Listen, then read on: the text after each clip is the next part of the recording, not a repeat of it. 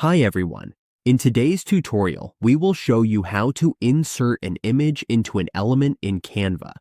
This is perfect for placing photos inside frames, shapes, or designs to make our project look more creative and professional.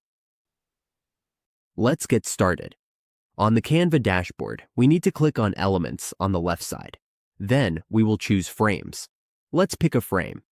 If frames are not visible, we just need to type frames in the search bar.